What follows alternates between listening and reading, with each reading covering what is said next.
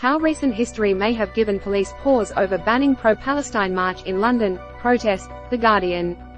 Skip to main content, skip to navigation, skip to navigation.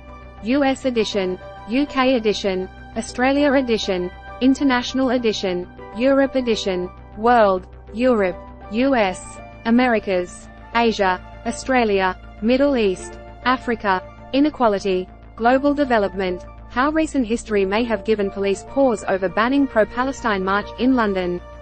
From Charles's coronation to the G20 summit in 2009, the Met's policing of major protests has had a tendency to reflect badly on the force. The use of Section 13 of the Public Order Act to prohibit a march on the scale of the one being planned by pro-Palestine groups on Armistice Day this Saturday would have been unparalleled. The outcomes on other occasions when policing has gone in tough may offer grounds for doubt. Coronation Day. Before King Charles's coronation in May 2023, there had been weeks of discussions with the main anti-monarchy protest group, Republic, about its intentions to hold a protest along the procession route. Despite the police being informed about the plans, the main Republic organizers were arrested hours before the procession was due to pass them on Trafalgar Square. The Met Commissioner, Sir Mark Rowley, later expressed regret over the arrests.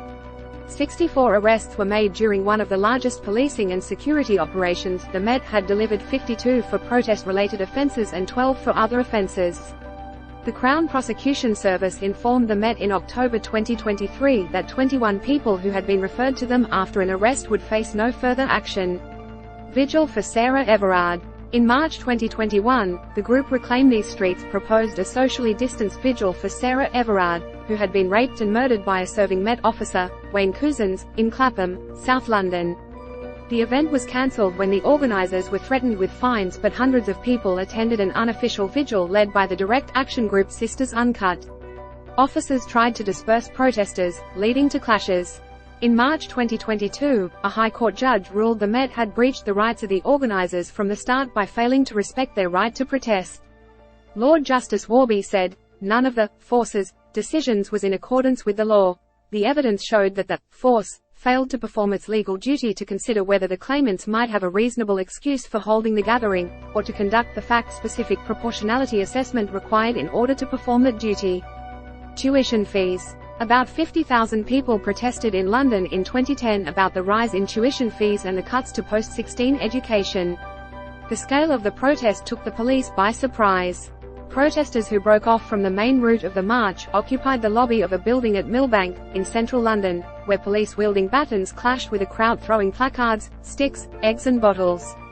The then Met Commissioner, Sir Paul Stephenson, apologised, admitting that the force should have anticipated the level of violence, adding, "It is not acceptable. It's an embarrassment for London and for us."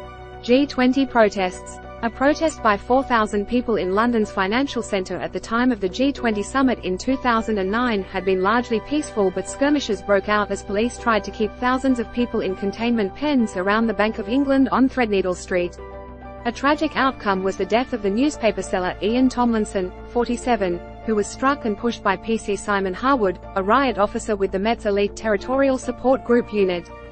An inquest into Tomlinson's death recorded a verdict of unlawful killing. Harwood was acquitted of killing Tomlinson but was sacked after a disciplinary panel found he had committed gross misconduct. Commander Julian Bennett, who chaired the panel, said, "PC Harwood's use of force in this case cannot be justified. His actions have discredited the police service and undermined public confidence in it." Explore more on these topics. Protest. Metropolitan Police. London, England. Police. Israel-Hamas war. Explainers. More on this story.